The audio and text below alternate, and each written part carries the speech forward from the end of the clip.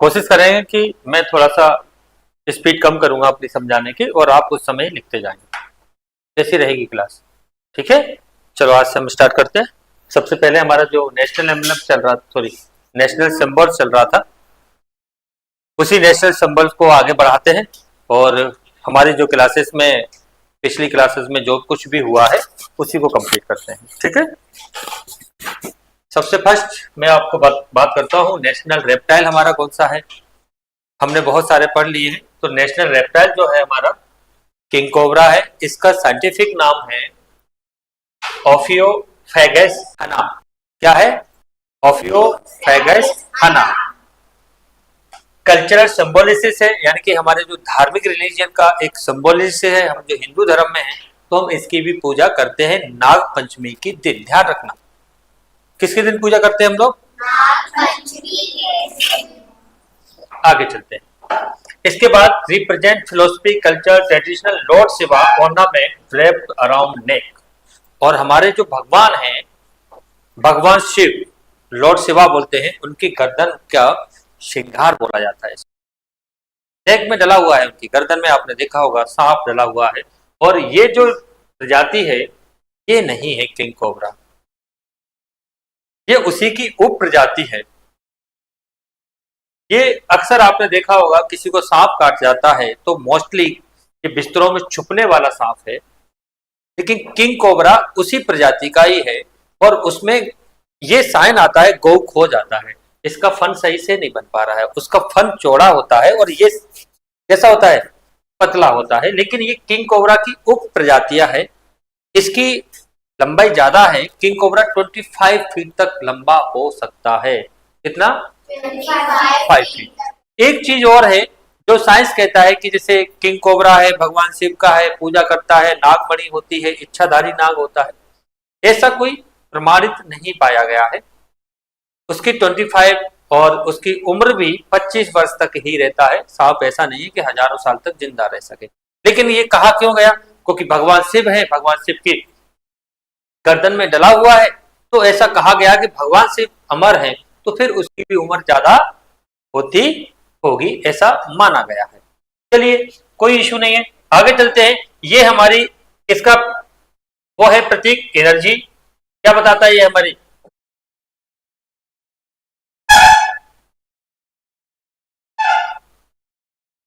ये हमारा बताता क्या है? एनर्जी को बताता है। क्या बताता है? एनर्जी को बताता है। Symbolise energy space considered semi god. इस तरीके से इनको भगवान का उप गॉड भी कहा जाता है। हम नाग देवता की पूजा करते हैं, इसको सेमी गॉड भी बोलते हैं। क्या बोलते हैं? आगे चलते हैं। फिजिकल ट्रेड्स की बात करें तो वर्ल्ड लार्जेस्ट विनोमोस स्नेक है, यानी कि दुनिया का सबसे जहरीला स्नेक कह सकते हैं इसको। आप ये पॉइंट बिल्कुल नोट कर सकते हैं। और grow up 19 feet, live up to 25 year, यानी कि 19 फीट तक इसकी हाइट हो सकती है, सॉरी इसकी लेंथ हो सकती है, और इसकी जो एज होती है वो 25 ईयर्स तक ये जिंदा रहता है। आगे देखते हैं। Can inject 6 ml of venom in one bite, यानी कि जब एक बार ये किसी को काट ले तो उसमें 6 ml of venom, venom in one bite, यानी कि एक ही बात में 6 ml, आपने देखा है 5 ml की सिरेंज आती है डॉक्टर वाली, वो भर जाती है। इतना जहर वन टाइम में इंजेक्ट कर देता है वन बाइट में।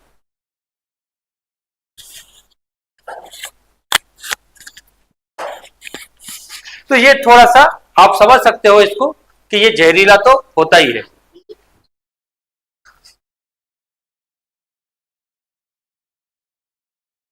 क्लियर दिख रहा है? आवाज ज्यादा तो नहीं आ रही है? आगे चलते हैं हम लोग। ये हमने, चलो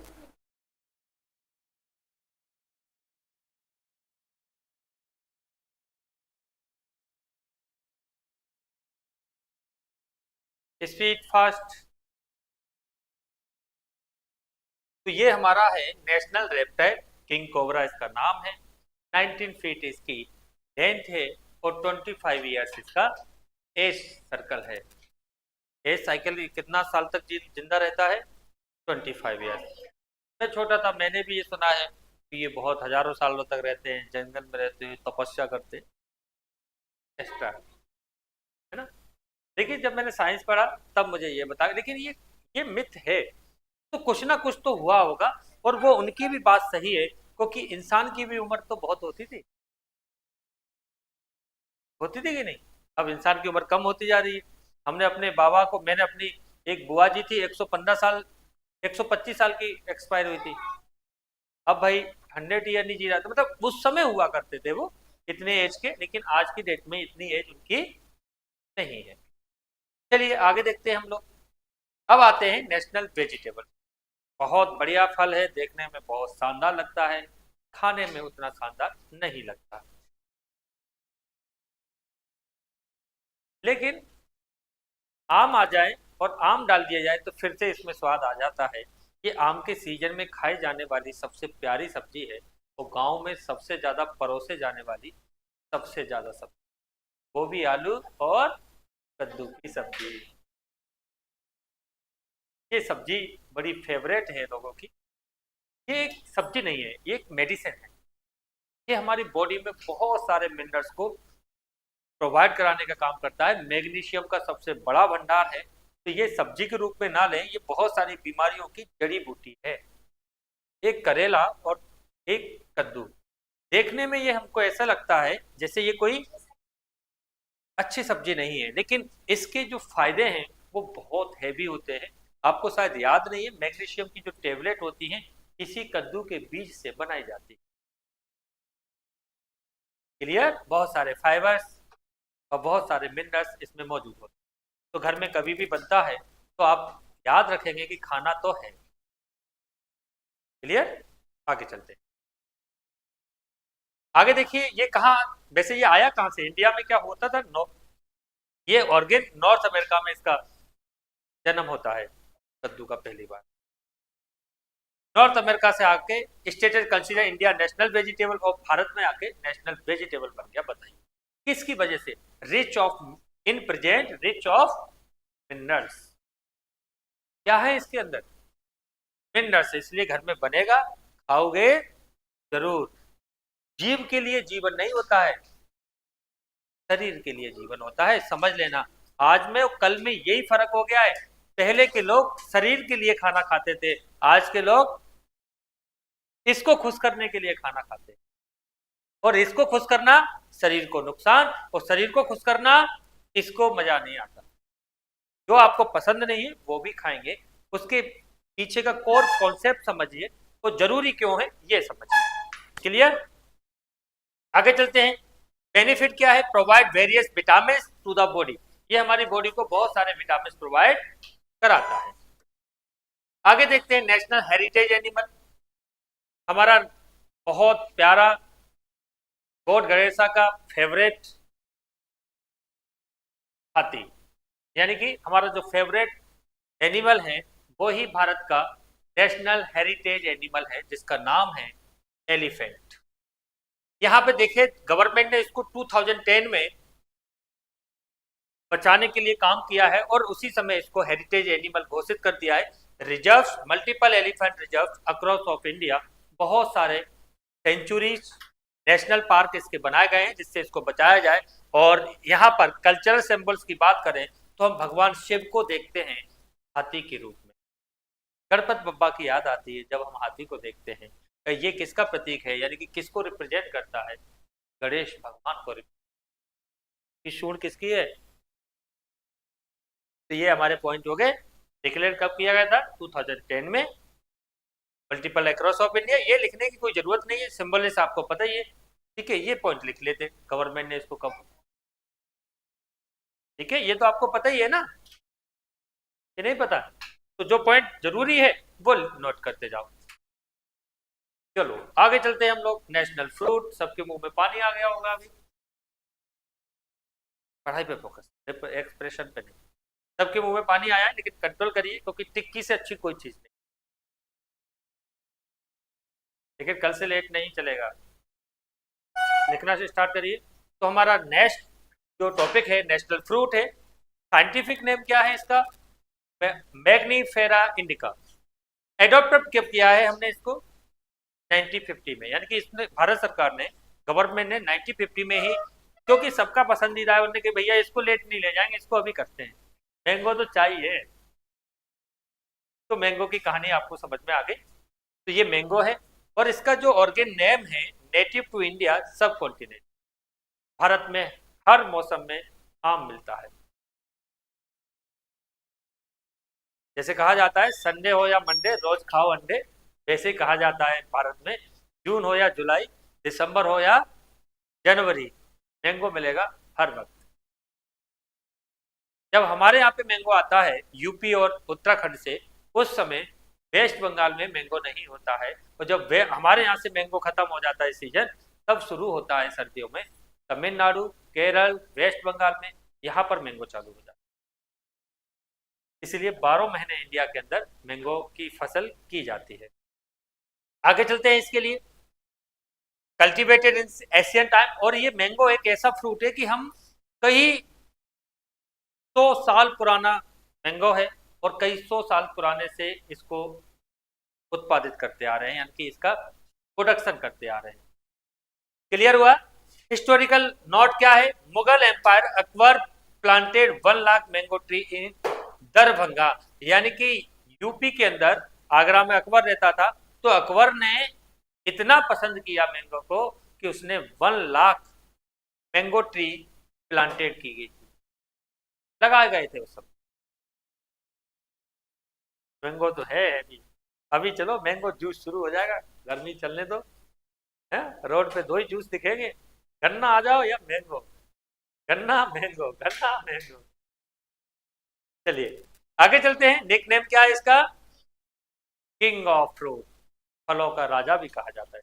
ये क्वेश्चन आ चुका है, किंग ऑफ फ्रूट, मैग्नीफेरा, 1950, और ये अभी नहीं आया है, लेकिन आने वाले समय में आ जाएगा। इंपॉर्टेंट की पॉइंट्स हम सारे कराते जाएंगे।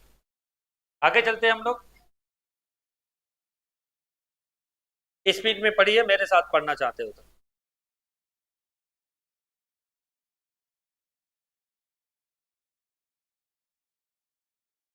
मजे आ रहे हैं?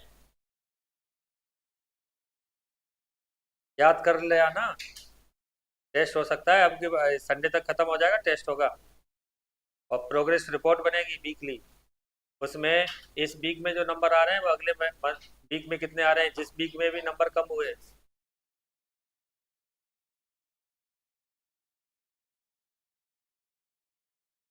याद करते जाना, क्योंकि स्पीड बढ़ेगी अभी यहाँ से। चलिए आगे चलते हैं हम लोग। इसके बाद हमारा नेशनल फ्रूट हो गया, नेशनल ट्री है बेटा। ये क्या है? हमारे टेक्निकल भैया है ना, उनको ट्री में और फ्रूट में कम समझ में आता है कि क्या करें, लेकिन हम सही कर लेंगे इसको। क्या है ये? नेशनल ट्री है, टी आर डबल ई, यही है, ठीक।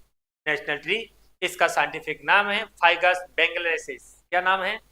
Ficus benghalensis. क्या है?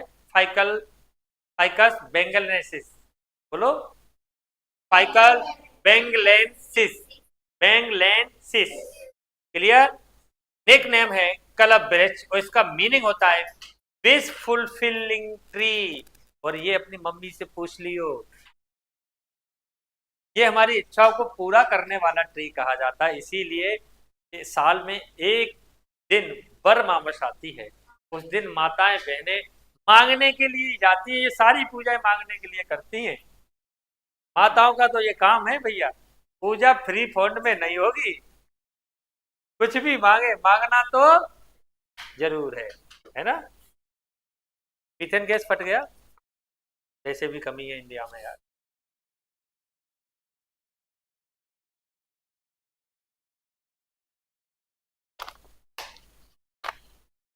चलो अब हम यहां से चलते हैं आगे। तो हमारा ये हो गया, बहुत इंपॉर्टेंट है, बेनियान ट्री है, सबसे ज्यादा उम्र भी इसी की है, एज भी सबसे ज्यादा इसी की है। प्राचीन महाभारत काल के भी बेनियान ट्री मिल जाएंगे आपको, हजारों साल पुराने ट्री मिल जाएंगे, बहुत ज्यादा एज है इसकी। आगे चलते हैं हम लोग। 45 नेशनल फ्रूट। अब देखिए कितना अच्छा है कि हम अभी वही पढ़ रहे हैं बेनियन ट्री, और बेनियन ट्री में यहाँ पर क्या था ये ट्री। अब यहाँ पे symbol is present in the life innumerous of branches. इसकी कितनी ब्रांचेस होती हैं? कई ब्रांचेस होती है, unlimited. Deep root like a nations foundation. Deep root होती है मतलब जड़ें बहुत नीचे तक जाती हैं। शेल्टर ऑफ बर्ड, इसको क्या क्या कहा जाता है? इस वृक्ष पर क्या कहा जाता है? पक्षियों का घर, इस वृक्ष को। एनिमल्स, और किसका? एनिमल्स का घर, जैसे बंदर वगैरह हैं उनके लिए बहुत प्यारा शेल्टर है। लंगूर है, बंदर है, उनके लिए इतना लविंग ट्री है जिसकी कोई सीमा नहीं है। स्नेक है। तो एनिमल और बर्ड्स का ये घर भी कहा जाता है। इंडिया डिजर्व कास्ट मतलब रिलीजन, और इंडिया में बहुत सारे डिजर्व जैसे कास्ट होते हैं, ऐसे ही इसमें बहुत सारी ब्रांचेस होती हैं। देखिए ये जड़ें और ये रूट अंदर चली जाती हैं।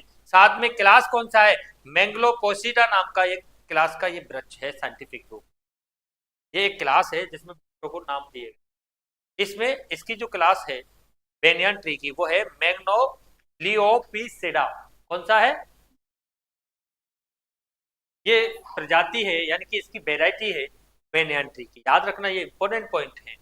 ठीक है, ये डीप रूट वगैरह कुछ नहीं लिखना है, ये शेल्टर ऑफ ये लिख लो। Unity of India deserve caste and religion, यानी कि इस ये यूनिटी क्यों है? क्योंकि यहाँ पर सभी जाति की माताएं बहनें पूजा करती हैं, उसमें किसी एक जाति के लिए नहीं होता है, इसीलिए इसको यूनिटी ऑफ इंडिया डिजर्व भी कहा जाता है कास्ट रिलीजन का। तो ये वाला पॉइंट पूरा लिख लीजिए। ये वाला पॉइंट मत लिखिए, ये वाला भी मत लिख, समझ लीजिए ये वाला पॉइंट लिख लीजिए, ये पर लिख लीजिए, बस इतना लिखना है। मैं आपको बताता जाऊंगा, उतना लिखते जाना, ये साथ में काम भी होता जाएगा। कि हम लोग चाह रहे हैं कि आपकी फेयर भी अच्छे से बने, थोड़ा सा स्पीड। ऑनलाइन भी पढ़ेगा उसके लिए भी फायदा, और आप भी पढ़ रहे हो उसके लिए भी फायदा। आगे चलूं?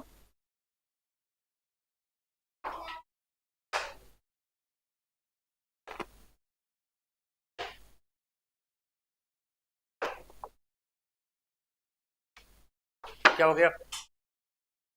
तुमने लिख लिया है ना? ऑन में लगाइए। मेरे पास एक्सक्यूज का ऑप्शन नहीं होता है, चोरी नहीं कर सकते तुम मेरे सामने।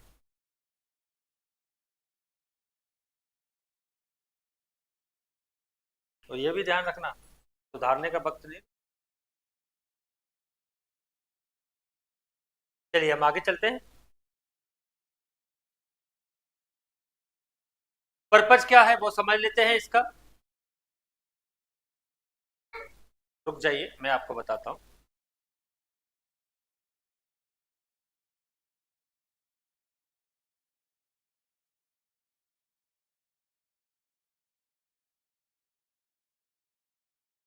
क्या है भाई?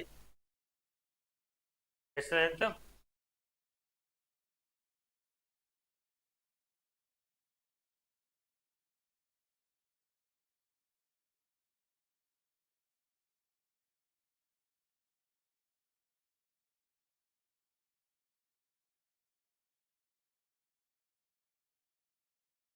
क्या है हमारा? लैक्टोबैक्लिसिस। ये है, ये किस में पाया जाता है? कर्ड में। किस में पाया जाता है? तो नेशनल माइक्रोजिम ये लिखकर सीधा क्या लिखोगे? ये लिख लो, इतना बहुत है। हाँ ठीक है, ये लिखने के बाद ये करना और फिर ये लिख देना, इतना बहुत, इतना लैक्टोबैक्लिस इतना लिख लो। और हम कौन में लगाएंगे? जब हम इतना कर रहे हैं तो उसको ऊपर की ओर लगा रही हूँ। ठीक है, और ये हमारे दही कर्ड जो होता है उसमें पाया जाता है। इसको गुड बैक्टीरिया कहा जाता है हमारे पेट के लिए। तो गर्मियों में छाछ दही जरूर पीना, बच्चे को नहीं दिखता। ठीक है, इसलिए पीना चाहिए क्योंकि ये हमारे पेट में ज्यादा से ज्यादा पहुंच जाएगा बॉडी में लैक्टोबैक्टरस, तो हमारे लीवर से रिलेटेड जो भी समस्याएं हैं वो सब दूर हो जाएगी। कैल्शियम को भी बढ़ाता है, तो हमारी बॉडी के लिए बहुत फायदेमंद है। आगे चलें। इसका नाम क्या है? लैक्टो पढ़िए, bacillus, lacto bacillus, lacto bacillus, पढ़ लोगे? कोई परेशानी? नो। चलिए आगे चलते हैं हम लोग, स्पीड में करिए, साथ ही साथ करते जाएंगे।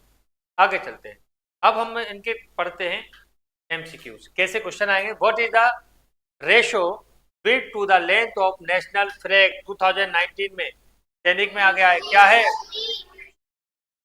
अब तो इंटेलिजेंट हो गए, पता है ना। चलिए अगला क्वेश्चन देखते हैं। Which is the following national festival? Good. अगला देखिए, from which monument did the Indian adopt the national emblem? आपको धीरे धीरे बोलना है, थोड़ा आराम से। अगला देखते हैं, arrange the month base of the national calendar. पहला मंथ कौन सा है? ए बी सी डी, चैत बैसाख ज्येष्ठ आषाढ़, बहुत बढ़िया। लेकिन 12 महीने हम आपको लिखते जाएंगे, आप देखते जाना आपको याद है कि नहीं है, ठीक है? क्योंकि ये इसलिए जरूरी है कि याद होना चाहिए। कभी लास्ट का मंथ पूछ लिया, नवा मंथ कौन सा है, ये पूछा गया है एक दो बार क्वेश्चन। तो सबसे पहले क्या आता है? चैत बैसाख ज्येष्ठ आषाढ़ सावन भादो, सावन भादो कुआर कार्तिक अगहन माघ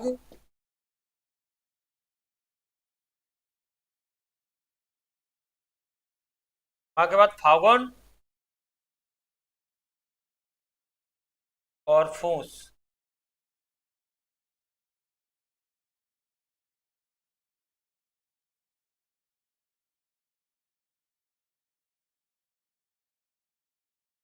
माघ फागुन नहीं आएगा, फूस पहले आएगा, है ना। अगहन, अगहन के बाद क्या आएगा? फूस, और फिर आता है फागुन। अगहन माघ फूस फागुन,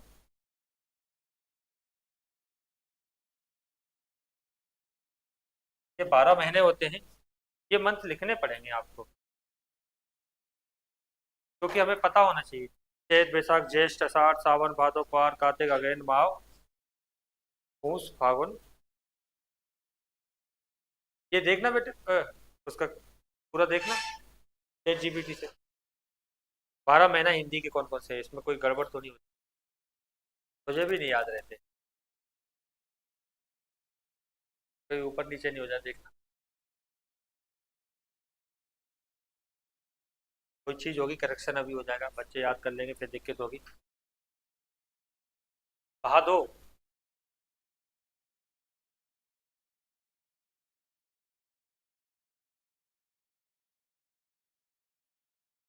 पौष माघ फागुन, ये पौष है ना, यहीं पे गड़बड़ हो रही थी। ये पौष है ना, इसको ये बोलते हैं पौष, है ना। अब माघ आएगा, माघ, बस इतनी गलती हो रही थी अपन से, बाकी सब सही था। ये पौष गड़बड़ कर रहा था। अब इसमें मैं आपको बता दूं, यहाँ पर जो चैत्र है, इसका मैं पहले से, ये मत लिखो, मैं पूरा लिखा रहा हूँ, इसको हटाते हैं, है ना। अब इसको हम जो लिख लिया है, कोई इशू नहीं है, उसी में काम आने वाला है। सबसे पहले हम लिख रहे हैं चैत्र। कौन सा लिख रहे हैं? चैत्र। चैत्र चलता है, अब देखिए यहाँ से शुरुआत होती है 15 मार्च, चैत्र शुरुआत होती है 21 मार्च से। इससे 21 मार्च से अप्रैल का महीना चलेगा ये, यानी कि 21 मार्च से, अब 30 डेज का महीना होता है, तो उसके अकॉर्डिंग 21 मार्च से चैत्र शुरू हो जाता है, और अगले 10 तारीख तक, अप्रैल तक चैत्र रहेगा। चैत्र बैशाख,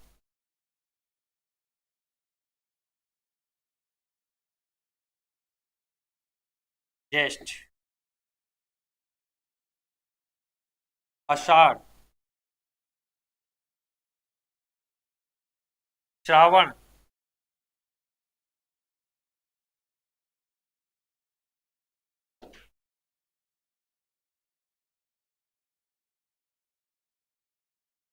भाद्रपद, भादों से क्या बोलते हैं? भादो भी बोलते हैं इसको, क्या बोलते हैं? भादो। आश्विन।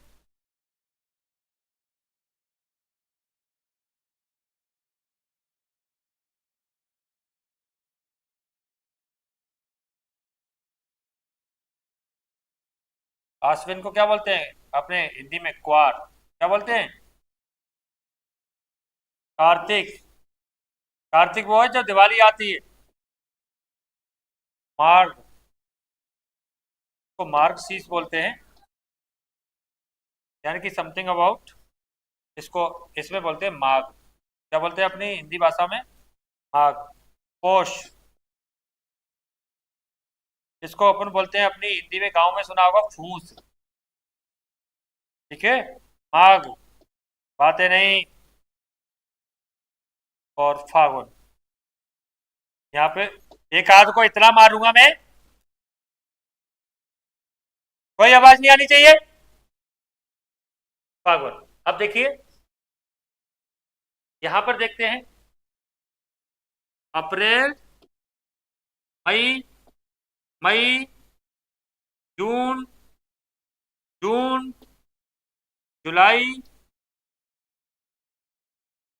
जुलाई, अगस्त,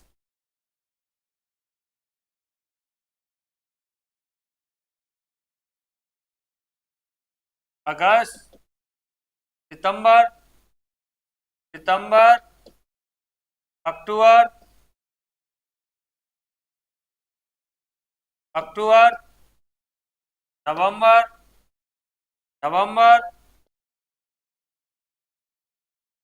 दिसंबर, और दिसंबर, जनवरी, जनवरी, फरवरी, और फरवरी, मार्च।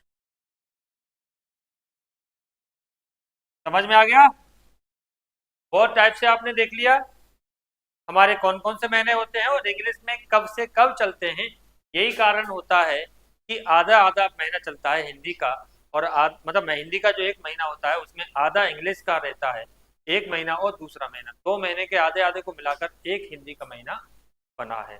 इसीलिए 21 मार्च को एवरी ईयर क्या बनाते हैं भारत में? न्यू ईयर मनाते हैं। क्या बनाते हैं? भारतीय कैलेंडर के अकॉर्डिंग जो न्यू ईयर है, हमारी नव वर्ष है, वो कौन सा है? 21। कौन सा है? 21 मार्च का है। यहां तक समझ में आया सही से कि नहीं आया, बताओ यार। तो इसको नोट डाउन करिए पहले।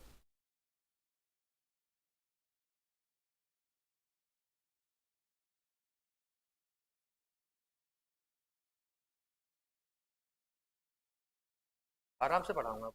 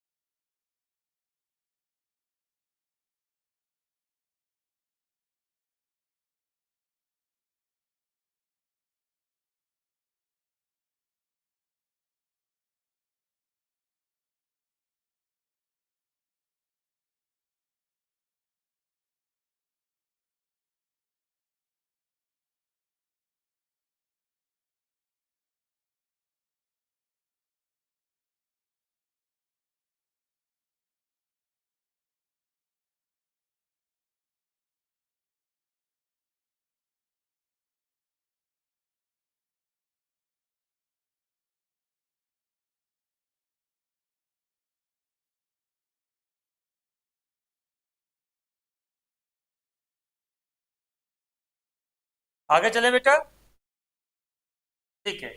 तो यहाँ का आंसर भी आपको समझ में आ गया, ABCD। अगला क्लास देखिए, ये भी आया है, who appoint the prime minister of India, कौन करता है? वेरी गुड, सबको अच्छे से पता है, प्रेसिडेंट करता है प्राइम मिनिस्टर को।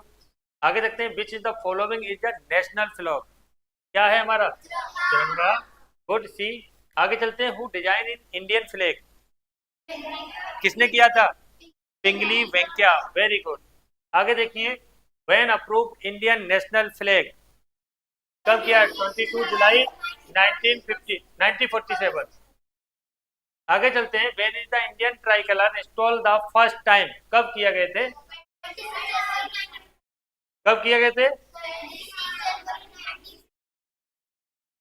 आगे चलते हैं, where is the Indian tricolour install the first time, कहां पर किए गए थे? Red fort, Indian, Kolkata. The first flag has been kept of the exhibition, कहां पर दिखाया गया था पहली बार? Saint George fort museum, Chennai में दिखाया गया था। आगे, how many lines in their Ashok Chakra? 24, पता है ना। आगे चल, 24 क्या रिप्रेजेंट करते हैं? टाइम, कौन सा? 24 घंटे। प्रोग्रेस कैसी करेंगे? 24 आवर्स। आगे चलते, where is the national symbol taken from, कहां से लिया गया था? सारनाथ से। फिर अगला देखिए, when adopted Indian national symbol, कब किया गया था? 26 जनवरी 1950।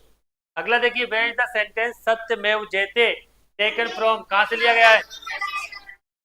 मैंने ये भी पढ़ाया था, शायद आपको याद होगा मेरी बात। क्या कहा था कि हमारे कितने वेद हैं? वेद कितने हैं? 4। पुराण कितने हैं? 18। और उपनिषद कितने हैं? कितने हैं? 100, कितने? 108 है कि 104 है? 8 है। चलिए इसको थोड़ा सा मैं देख लेता हूँ एक बार, इसको देखना, उपनिषद कितने हैं अपने, उसमें देख लो, AI डाल के देख लो, उपनिषद कितने हैं total, how many Upanishad, how many number. चलिए, तो यहां पर इनके रचयिता कौन है? महर्षि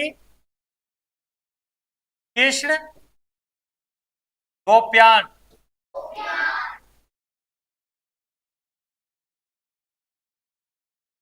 ठीक है, और इसी को क्या बोलते हैं? वेद व्यास। लेकिन ध्यान रखना, वेदों को इनका श्रेय जरूर जाता है, लेकिन वेदों को लिखने के लिए बहुत सारे ऋषि और ऋषि रानियों का महत्व है इसमें, बहुत सारी औरतों का भी इसमें महत्व है। ठीक है, तो सबने मिलके लिखा है, जेंट्स और लेडीज डिपार्टमेंट ने। क्लियर? एक ऋषि ने, लेकिन ये उनके अध्यक्ष थे, इसीलिए शॉर्ट में इनको ही नाम लिया जाता है। ठीक है,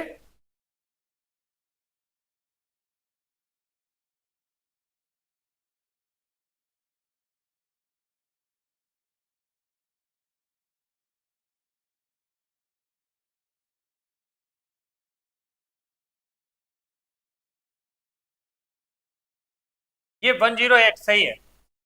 ठीक है,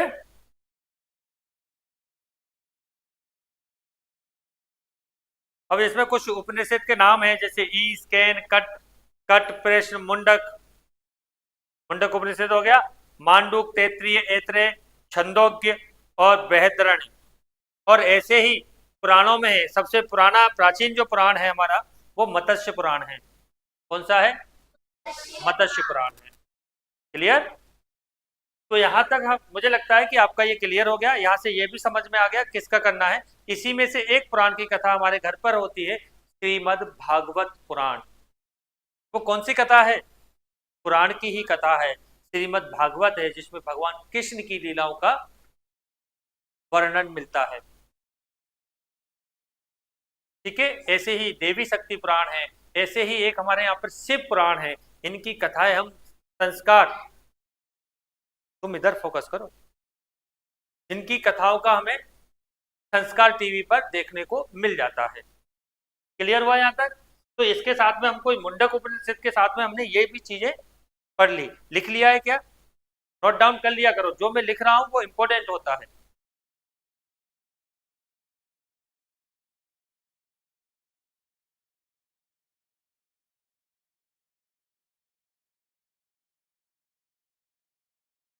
क्लियर हुआ?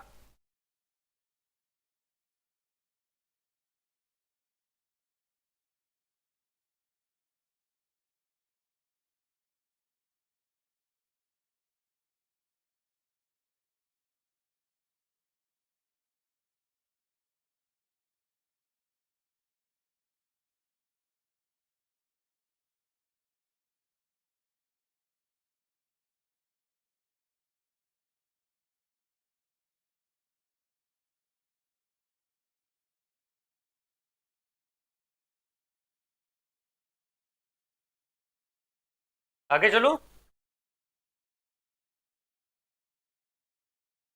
When the national calendar adopted 1958, कौन सा कैलेंडर है हमारा? शका। किसने शुरुआत किया था? कनिष्क। बहुत बढ़िया। आगे चलते, who is the national anthem compose, किसने किया था नेशनल एंथम? रविंद्रनाथ टैगोर। आगे चलते हैं, व्हेन और where was the national anthem first sung कब? कलकत्ता सेशन 1911। थोड़ा सा कम लाउड। आगे चलते हैं, when is the national anthem adopted? इसी दिन 26 जनवरी को हम क्या बनाते हैं? रिपब्लिक डे के साथ साथ कॉन्स्टिट्यूशन डे भी मनाते हैं। ठीक है, कॉन्स्टिट्यूशन सॉरी रिपब्लिक डे मनाते हैं इसी दिन। विच is the first month of the Indian सका कैलेंडर? 21 मार्च। क्लियर? कभी कभी लीप ईयर होता है तो 22, वो वैसे 21 दोनों होता है ना? तो बोथ ए एंड बी कुछ भी हो सकता है। Which language was the national anthem played by the first time? किसमें? बंगाली भाषा में। फिर how long does it take in sing the national anthem? कितना? 52 second. Which is the national song of India? वो is the national song return?